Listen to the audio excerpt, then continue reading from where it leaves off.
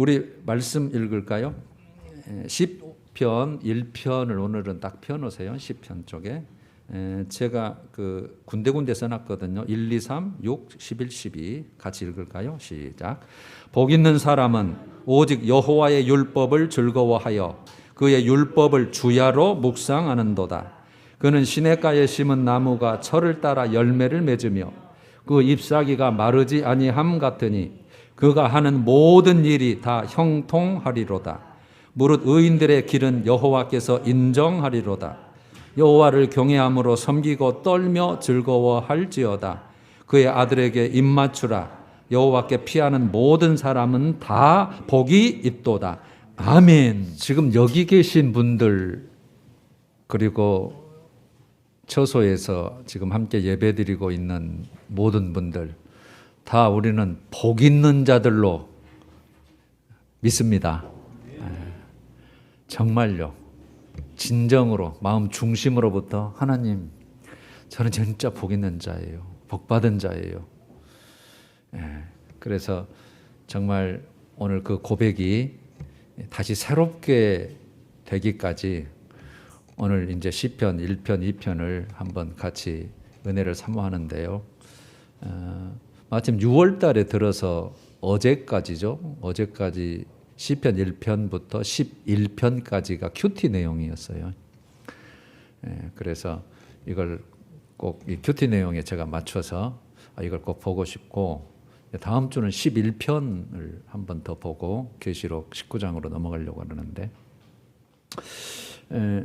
여러분 내가 믿든 안 믿든 뭐 우리는 다 믿고 있는 자지만 내가 알고 있든 모르고 있든 누구든지요. 우리는 뭐 알고 있고 믿고 있으니까 하나님은 엄연히 살아계신 분이에요. 계신 분이시고 정말 알면 알수록 신비하고 알면 알수록 더 크시고 알면 알수록 위엄 있으신 분이고 알면 알수록 막 더 경외로워지고 막 이게 우리는 작아지고 그분은 너무 커지고 그러신 분. 우리가 알든 모르든 믿든 안 믿든 그분은 처음부터 계신 분이시죠. 그런데 그분이 그 하나님이 이제는 나의 하나님이 돼. 우리의 하나님이 되신 거예요. 할렐루야죠. 그분이. 그래서 우리는 그분 때문에 우리의 신분도 다 바꿔져 버렸고 신분이 바꿔진 내용은 에베소서 2장 내용이 잘 설명되어 있어요. 우리는 죄와 허물로 죽었다 그렇게 돼버렸잖아요. 죽었던 우리를 다시 살리셨다. 그래서 공중권세자분 마귀의 자녀였다. 그런데 하나님의 자녀로 완전히 바뀌어버렸다. 그래서 하늘에 앉히시니 미리 이루어질 일까지 그렇게 표현을 다 해놓으셨죠. 그래서 우리는 죄의 종에서 의의 종으로 마귀의 자녀에서 하나님의 자녀로 이렇게 완전히 바뀌어버렸죠. 우리 신분이 바뀌어. 그러니까 신분이 바뀌니까 우리의 삶도 다 바뀌어버리는. 이제 이게 중요한 거죠. 삶도 바뀌어야 돼요. 우리가 그 과정에 있는 거죠. 그렇게 되면 결과도 우리 인생의 종착점, 끝, 그 다음에 영원한 어떤 세계가 있는데 그것도 완전히 달라져 버리죠. 그러니까 우리가 그분이 나의 하나님이 되는 순간 이제 알아가면 알아갈수록 와, 나 진짜 복둥이네. 복덩어리네, 복덩어리. 왜 우리가 복 있는 자일까? 저는 한마디로 그냥 대답해 봐. 그러면은 하나님은 복의 근원이시니까. 복의 근원 강림하사 찬송했듯이 복의 근원이에요. 복이 하나님으로부터 시작해요. 그래서 우리는 이제 세상 사람이 또 우리 육체가 요구하는 좋아하는 또 복이 있잖아요. 그걸 또 복이라고 여기니까 육신적인 복, 세상적인 복, 눈에 보이는 복. 이제 그러나 성경은 눈에 보이지 않는 복, 영원한 복, 신령한 복, 이제 그걸 얘기하니까 우리가 그것을 점점 알아가면 알아갈수록 너무 내가 복둥이구나 이걸 느끼게 되는 거예요. 오늘 본문 해설을 먼저 해봅니다. 1편 1절 복 있는 사람은 제가 이제 좋은 말만 써놨어요. 반대 건 우리하고 관계없으니까 그 반대 것은 오늘 생략을 하고 복 있는 사람은 그래서 사람의 참된 복이 뭐냐를 지금 성경 전체 내용인 것처럼 시편 전체를 대표하는 1편이 지금 소개를 하는 거죠. 복 있는 사람은 사람의 참된 복은 뭐냐? 그래 놓고 바로 2절로 오직 여호와의 율법을 즐거워하여 그 율법을 주야로 묵상하는 자가 바로 복 있는 자다. 그러면 여러분 우리는 여호와의 율법을 우리는 그냥 하나님의 말씀 그렇게 그냥 대체하면 정확해요. 가장 포괄적인 거로. 우리는 말씀, 즉 하나님의 말씀을 기쁨으로 여긴다. 즐거워한다. 그의 율법을 주야로 묵상한다. 밤과 낮, 그러니까 온 삶의 모든 그 범위, 모든 기간, 시간 동안에 하나님의 말씀을 자꾸 읍조린다. 그 뜻을 헤아린다. 그러니까 여러분 이게 그냥 내가 머릿속으로 나 말씀 알아. 뭐 그거 뭐 몇 페이지 있고 몇 장이고 그러잖아. 그걸 얘기하는 게 아니라 이것은 하나님과의 연합, 같이 사는 거예요. 인격적으로 만나고 그분을 내가 인격적으로 받아들이고 또 이렇게 같이 교제하고 동행하고 그분 뜻을 따르고 이런 거. 이걸 지금 그러려는 거예요. 그래서 진짜 참된 사람들의 복은 세상의 소유에 있는 것이 아니라 바로 2절 오직 그래놨어요. 하나님의 말씀 붙드는 거다. 말씀을 알고 하나님을 아는 거다. 우리가 큐티를 6월 1일부터 했다고 했잖아요. 그래서 6월 1일이 시편 1편, 6월 2일이 시편 2편 이렇게 큐티를 했을 텐데 거기에 그 에세이가 나와 있잖아요. 제가 한번 다시 읽어볼게요. 필요한 부분만. 첫째 날은 1편을 가지고 영적 미각과 즐거움이란 제목으로 영적 미각, 우리 육체적인 미각이 있잖아요. 맛있는 음식, 맛있다. 그 집 찾아가게 되는 것처럼 영적으로도 미각, 또 그 즐거움에 대해서 이렇게 표현해 놨어요. 그리스도인은 영적 미각이 발달한 사람입니다. 영적 미각이란 말씀의 맛을 보는 것이요. 말씀의 맛. 진리의 맛을 느끼는 것입니다. 진리의 맛. 신자인지 아닌지는 말씀을 대할 때 반응을 보면 알 수 있습니다. 반응. 세상 사람들은 말씀의 맛을 전혀 모르죠. 영적 미각이 없기 때문에 말씀을 지겨워하고 말씀에 거부 반응을 일으킵니다. 아이고 그거 어떻게 믿어? 보여줘봐. 그 사람의 글 아니야? 이런 분 많이 만나죠. 하나님의 말씀을 믿어. 그걸 어떻게 믿어? 사람이 있었잖아. 항상 그렇죠. 그래서 거부 반응을 일으키죠. 그러나 말씀의 맛을 느끼는 신자에게는 말씀이 달콤합니다. 꿀송이처럼 단. 아무리 많이 들어도 말씀을 지겨워하지 않습니다. 신앙이 깊어진다는 것은 점점 더 말씀을 맛보는 즐거움에 빠져들고 진리를 알아가는 즐거움에 푹 잠기는 것입니다. 저는 그래서 그렇게 표현을 하고 싶어요. 신앙생활이라고 하는 것은 하나님을 점점 알아가는 것. 정말 알아갈수록 신기하고 놀랍고 감사하고 나는 작아지고 그분은 커지고 내가 복 있는 자라는 걸 더 깨달을 수 있고 할렐루야예요. 말씀을 주야로 묵상할 때 우리는 비로소 하나님과 바른 관계를 맺게 됩니다. 하나님과 바른 관계. 알아가니까. 그리고 그때 하나님의 즐거움이 내 안에 흘러 들어옵니다. 내 안에. 그래서 말씀을 사랑하는 자는 참된 즐거움, 영원한 즐거움을 누리는 복을 받습니다. 여러분 이 주인공들이 여러분들이 되시기를 소원합니다. 그 다음에 2편에는 이렇게 에세이가 나왔어요. 경외함, 두렵고 떨림으로 존경한다는 뜻이죠. 경외함의 정도를 결정짓는 것이 뭐냐? 하나님을 경외하는 태도는 성경 말씀을 바르게 이해하는 것과 함께 갑니다. 맞아요. 말씀을 바로 알면 하나님을 바로 아는 거예요. 하나님이 어떤 분이신지를. 말씀을 모르면 하나님을 경외할 수 없습니다. 성령님은 말씀을 통해 하나님이 어떤 분인지 알려주시고 경험하게 하십니다. 맞아요. 이게 성령님이 하시는 역할이잖아요. 딱 두 가지로 우리가 나눴잖아요. 성령님이 하시는 역할이 뭐냐? 예수님을 증거하는 거죠. 예수님을 믿게 만들고 예수님이 하나님의 아들이고 십자가, 부활의 생명, 영원히 심판주. 그 다음에 말씀을 보증한다 그랬잖아요. 말씀을 보증. 말씀이 돼 있으면 그것을 그대로 성취시켜 나가시는 분이 경험하게 하시고 증명하시고 와 이렇게 살아봤더니 긴가민가 했는데 참 한번 말씀대로 살아볼까 하고 결단하고 그렇게 손해봐도 살아봤더니 진짜 그냥 하나님의 약속하신 대로 이루어지네 이렇게 경험하게 됩니다. 그런데 오늘날 많은 교회의 강단에서 전해지는 메시지는 인간에 관한, 인간에 의한, 인간을 위한 것이 되어 버렸습니다. 우리 저희 교회는 그렇지 않아요. 우리는 세상 말은 하나도 전하지 않아요. 오직 말씀 전하기도 바쁜 거죠. 이런 상황에서는 하나님을 경외함이 나타날 수 없습니다.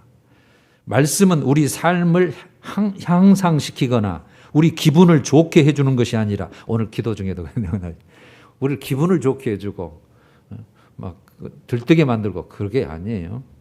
말씀은 우리 삶을 향상시키거나 우리 기분을 좋게 해주는 것이 아니라 오직 하나님의 성품, 하나님의 사역, 우리를 향한 하나님의 뜻을 가르쳐 줍니다.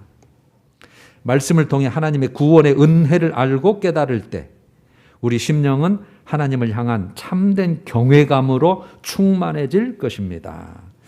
여러분 우리 큐티에 좋은 내용이 이렇게 참 많아요. 그래서 저는 이걸 몇 번 읽었거든요. 그래서 읽을수록 맞다. 할렐루야. 여러분 말씀을 왜 항상 가까이 해야 되고 묵상해야 되고 왜 이것이 그런가 하여 이렇게 해야 되는가? 오늘 하나님을 알고 해요. 하나님을 알아야 되잖아요. 우리 믿는 대상이 하나님이니까. 눈에 보이지도 않죠. 손에 잡히지도 않죠. 귀에 들리지도 않죠. 성경은 그렇게 표현하잖아요. 그래도 엄연히 계시고 엄연히 일하고 계시고 엄연히 우리와 함께 하시고 우리를 불꽃 같은 눈으로 감찰하고 계시고 그런 분이시기 때문에 그걸 알아가는 거예요. 그분이 일하고 계시니까. 우리를 사랑하고 계시니까. 우리가 동행하고 싶어 하시니까. 뭔가 우리를 통해서 하나님의 뜻을 이 땅 위에 이루고자 하고 싶어 하시니까 알아가는 거예요. 그래서 하나님의 뜻을 알고 하나님의 마음을 알고 여러분 하나님의 마음을 알자 오늘 마음을 알라 그 에세이 했잖아요. 이거요. 맞아요? 네. 내가 보기에 하나님이 좋아하실 것 같은 일을 하고 있으면 안 되고 이거 하나님이 좋아하실 거야. 그건 내 생각일 수 있으니까 내가 하는 행동이 삶이 하나님 보시기에 좋았더라. 기뻐하는 거 그거 하는 거. 그러니까 하나님을 알아갈수록 그렇게 삶이 바뀌어요. 그래서 이걸 하려다가도 이거 하나님이 기뻐하실까? 내가 이거 지금은 나에게는 좋지만 이거 내 복이 안 될 텐데 이거 느껴지니까 돌아서서 하나님 것으로 가는 거예요. 그래야 이렇게 우리 삶이 바뀌어지는 거죠. 그래서 주님의 마음을 헤아리는 그런 삶. 그게 말씀을 통해서 하나님을 알고 그렇게 하나님을 알면 저는 나를 알게 된다는 거예요. 내가 누구인지. 그래서 하나님을 알고 나를 알고. 그래서 여러분 성경은 전체 주제가 다 아시다시피 하나님의 나라예요. 하나님의 나라. 천국이에요. 주제가. 천국 보내려고 하는 거예요. 결국은. 영원토록 나와 살자. 그 나라가 있다. 그 내가 만든다. 너 행한 대로 일한 대로 내가 다 보응해 준다. 그러면 그 하나님의 나라를 가기 위해서 그러면 성경의 주인공은요. 예수 그리스도. 아주 핵심이죠. 성경은 하나님의 나라가 주제고 주인공은 예수 그리스도예요. 구약은 오실 예수님, 우리는 이미 오셨던 예수님, 그리고 다시 오실 예수님을 믿고 준비하는 거죠. 그러니까 우리는 그분에게 순종하려고 그분의 뜻을 살피면서 정말 그분이 뭘 원하시는가 알았을 때 지키려고 말씀을 묵상하는 거죠. 그 자가 복 있는 자라는 거죠.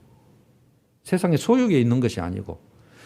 그래서 여러분 우리가 계시록을 하지만 계시록 1장 3절과 22장 7절에 똑같은 말씀이 써졌죠. 이 예언의 말씀, 즉 말씀을 지키는 자들이 복이 있나니 그랬어요.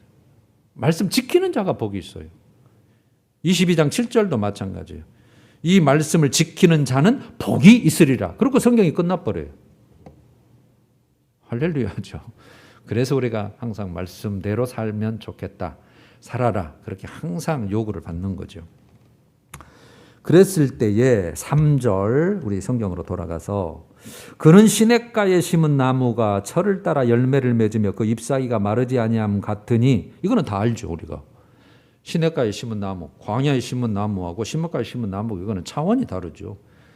말라도 가물어도 항상 물이 공급되고 있기 때문에 뭐 철을 따라서 열매를 맺고 번성하고 뭐 싱싱하고 그러는 거죠. 그러는 것처럼 하나의 비유를 쓴 거죠. 예를 들은 거죠. 정말 복 있는 자는 이 말씀 붙잡고 말씀 의지하고 말씀 묵상하고 하나님 뜻이 무엇인가 항상 하는 자는 이런 시냇가에 심은 나무처럼 그가 하는 모든 일이 다 형통하리로다. 그래서 형통이라는 단어 하나로 그냥 대표를 해버렸어요. 형통하다. 번성한다는 뜻도 있고 모든 것을 내가 보호한다. 내가 함께한다. 모든 뜻이 다 돼 있어요. 시냇가에 심은 나무처럼 그럼 우리가 이해가 빨리 쉽잖아요. 그러면 여러분 우리가 하나님을 믿고 하나님의 자녀가 됐을 때 하나님과 우리의 관계는 언약 관계가 돼요. 언약. 말씀으로 약속이 됐어요. 그래서 우리가 말씀을 묵상하는 거거든요. 말씀에 뭐라고 약속해 있지? 말씀에 뭘 요구하시지? 나는 뭘 해야 되는 본분이지? 이걸 알아야 되니까 말씀. 그래서 이 3절 내용 시냇가에 심은 나무처럼 네가 모든 삶 모든 것이 다 형통할 것인데 그거 내 약속을 이룬 거야 그거예요. 약속 성취예요. 약속을 이룬 것뿐이에요. 그러니까 우리는 약속을 누구에게나 준다고 하지는 않거든요. 성경은 이렇게 사는 자 그렇게 사는 자들. 그래서 6절에 이렇게 나왔죠. 왜냐하면 왜 모든 삶이 형통하냐? 시냇가에 심은 나무처럼. 왜냐하면 무릇 의인들의 길이니까 삶이잖아요. 모든 행함, 생각함, 계획함, 뭐 과정 열매까지 그 의인들의 길, 의인으로 표현했죠. 이제 무릇 의인들의 길은 여호와께서 인정해 주신다는 거예요. 그래서 인정은 알고 계시고 인도하시고 보호하신다 그런 뜻이거든요. 그러니까 여호와께서 네 그렇게 사는구나. 내 약속 안에 있네? 말씀 안에 있네? 나도 약속한 게 있잖아. 그러니까 하나님이 그걸 언약을 성취시켜 주는 것뿐이에요. 그걸 시냇가에 심은 나무로 비유를 했고 하나님이 네 모든 하는 일 내가 책임질게 형통하게 해줄게 그 말이죠.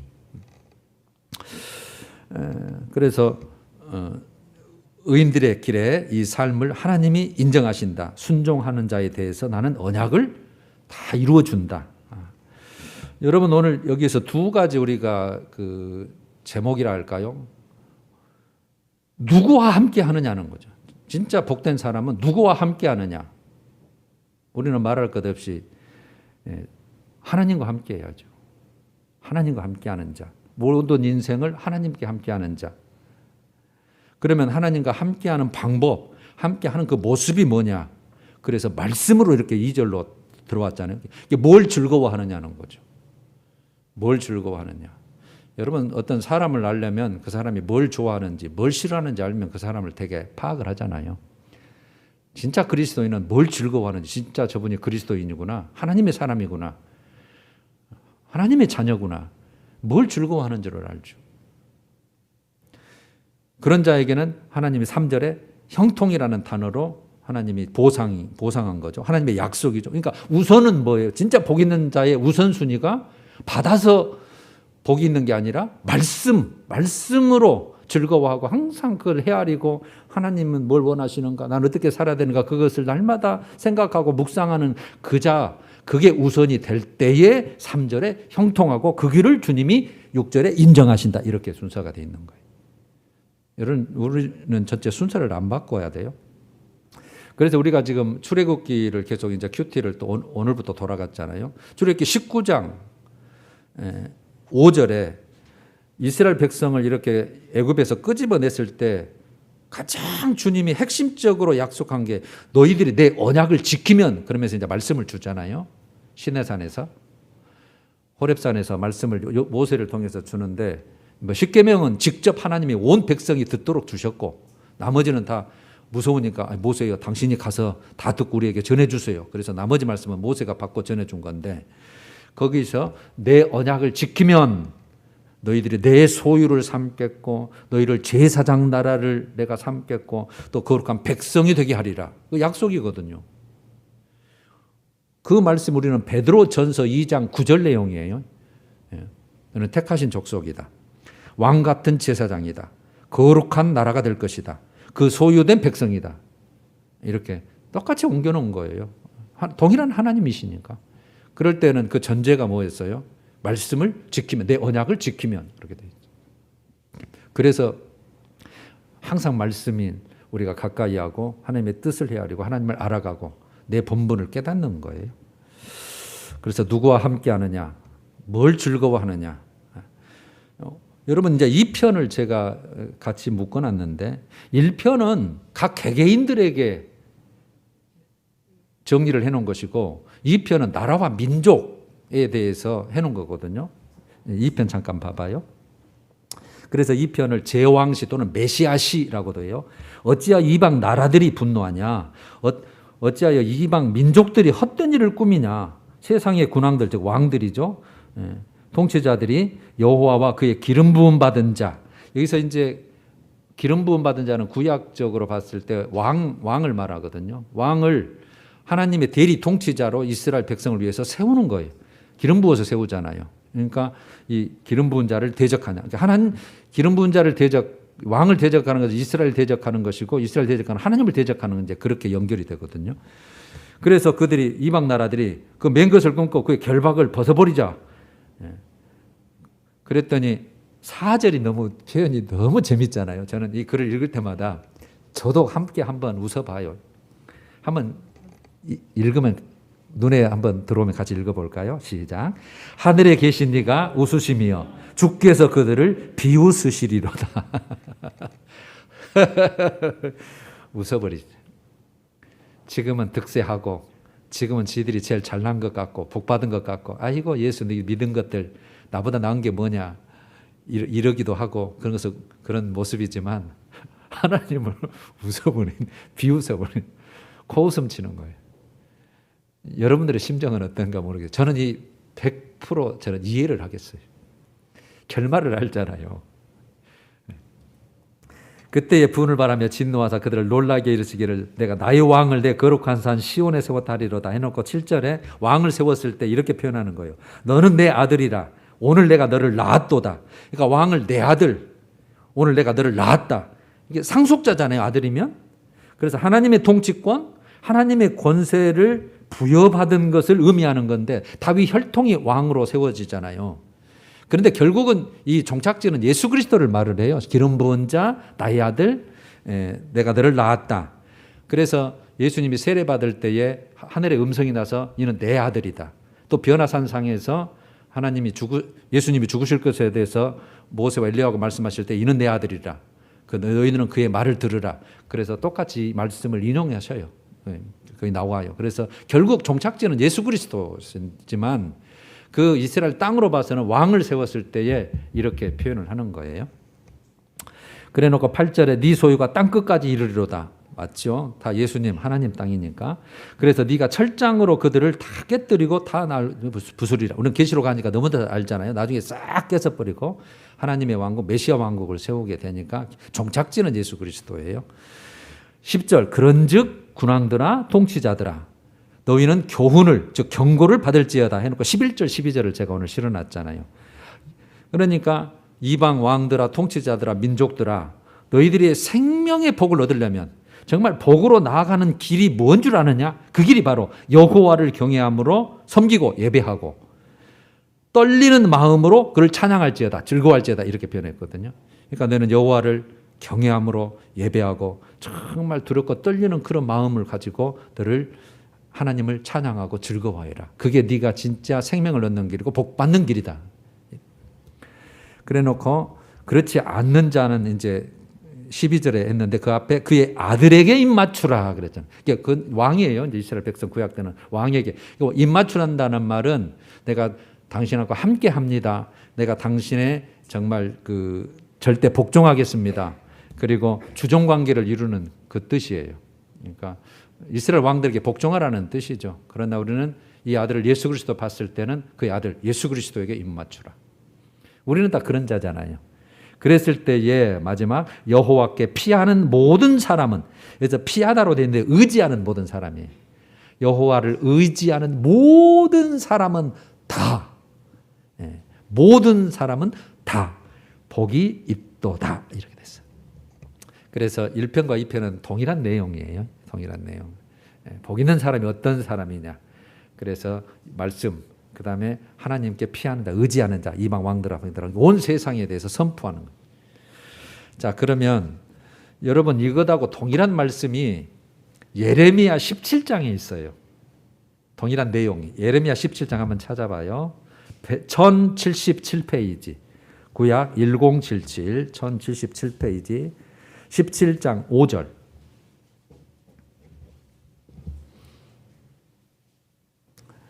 여호와께서 이와 같이 말씀하시니라.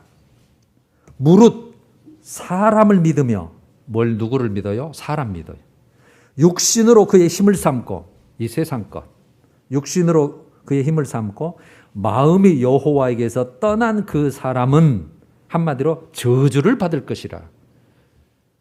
저주를 받을 거예요. 그래서 우리가 결론을 안다 그랬잖아요. 그래 놓고 뭘로 비유를 했냐면 6절에 사막의 떨기나무, 이렇게 사막의 떨기나무. 사막의 떨기나무 같아서 좋은 일을 오는 것을 보지 못하고 광야 간조한 곳 건전한 땅 사람이 살지 않는 땅에 결국은 그렇게 될 것이고 살 것이고. 7절 이제 우리죠. 그러나 무릇 여호와를 의지하며 여호와를 의뢰하는 그 사람은 복을 받을 것이라. 생명의 나라로 하나님의 보호와 은혜로 인도하심으로. 그래놓고 8절 때 똑같죠. 그는 물가에 심어진 나무, 물가에 심어진 나무, 그러니까 시냇가에 심은 나무.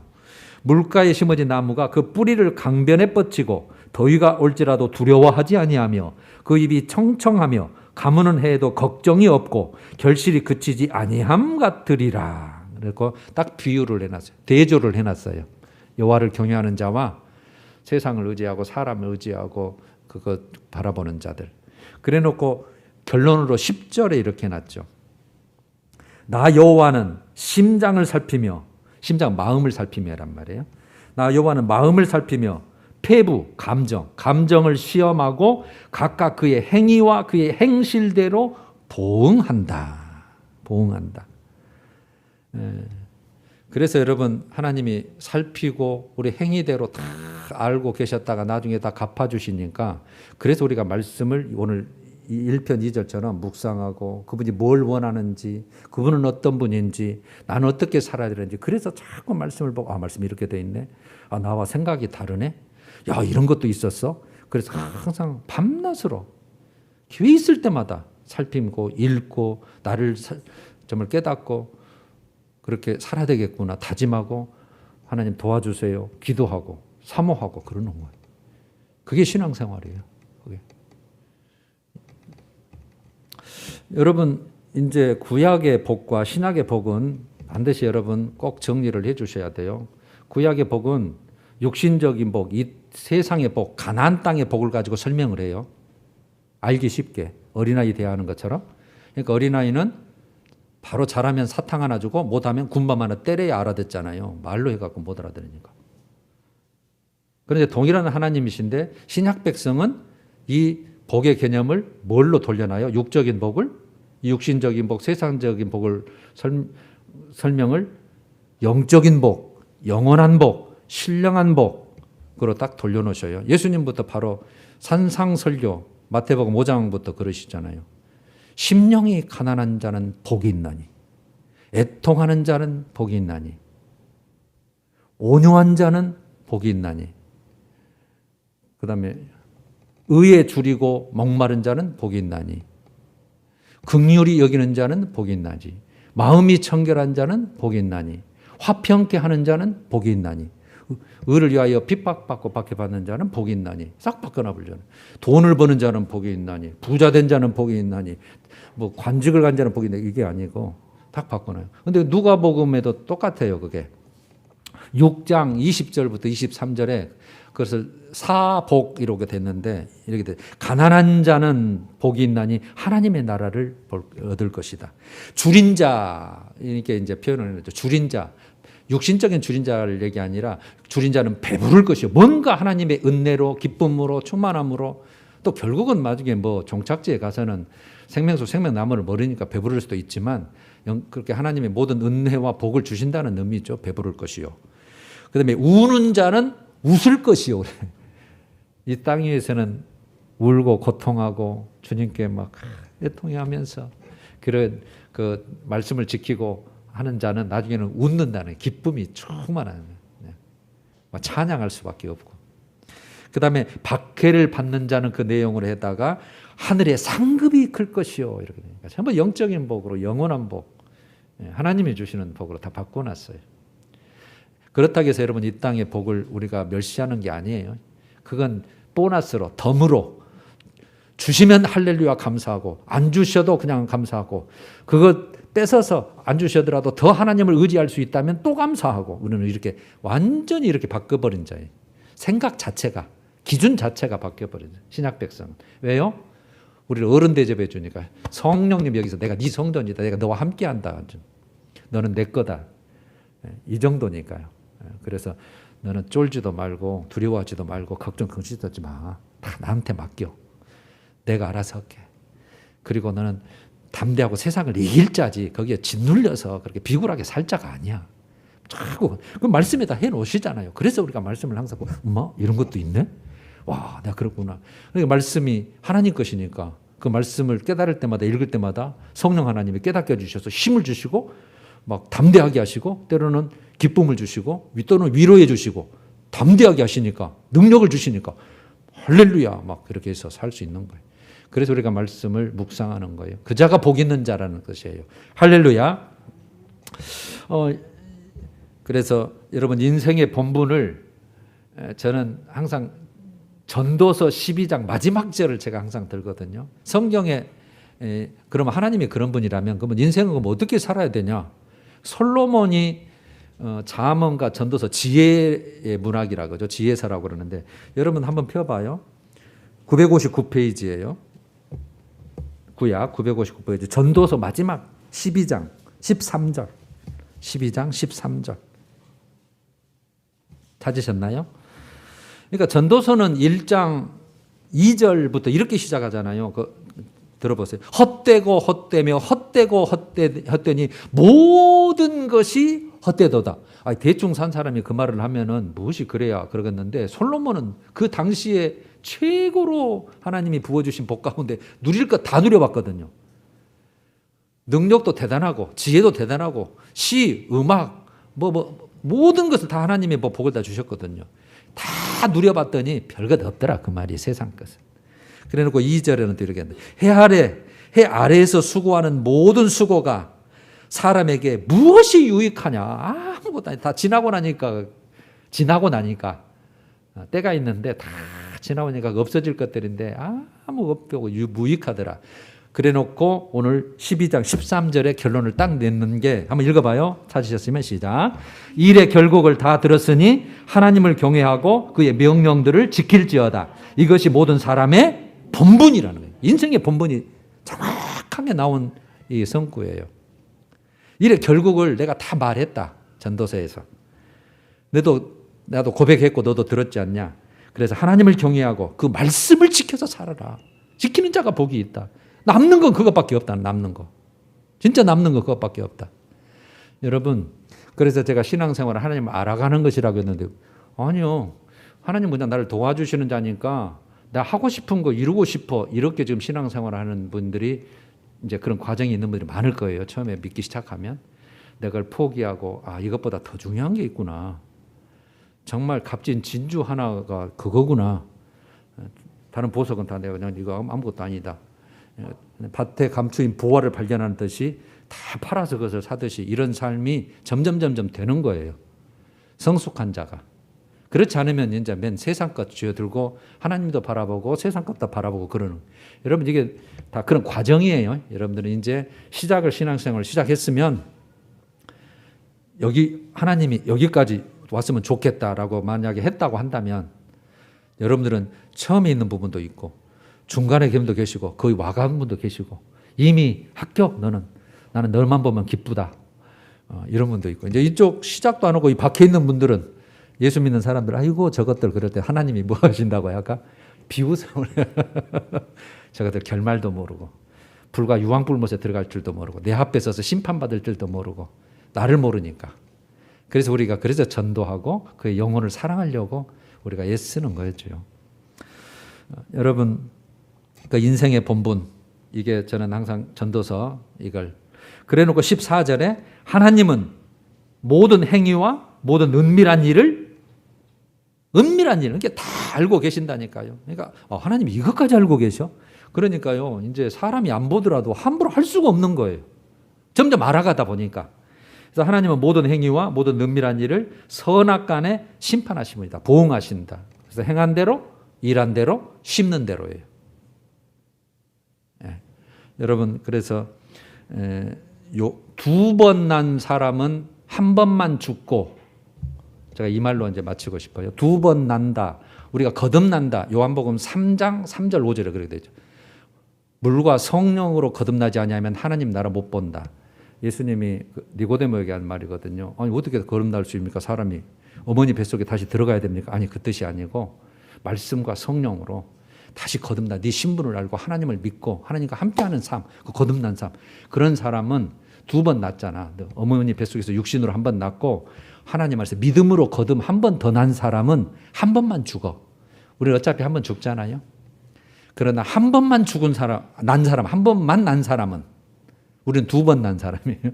한 번만 난 사람은 두 번 죽어. 영혼과 육신이 분리돼서 한 번 죽고 또 한 번 죽는 것은 둘째 사망, 지옥불에 들어가는 사망. 그걸 두 번, 둘째 사망, 성경은 그렇게 표현해 놨잖아요. 여러분, 지난 목요일 날 3일 전인가요? 우리 학동에서 버스를 덮쳐가지고 5층 건물이 무너져서 남의 일인 줄 알았더니 우리 노예, 우리 시찰, 저하고 항상 같이 공부하고 기도를 나누는 목사님 교회 권사님, 60대 권사님이 돌아가셨더라고요. 그래서 어제 장로 치른다고.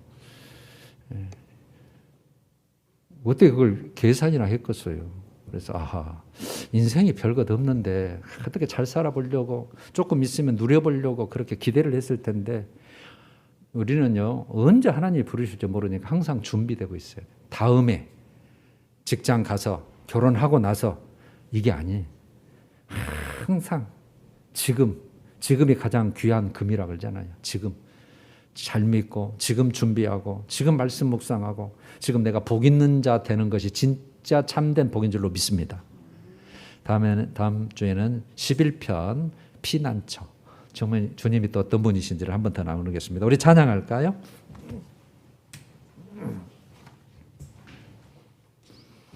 (292장) 주 없이 살 수 없네. 1, 2절.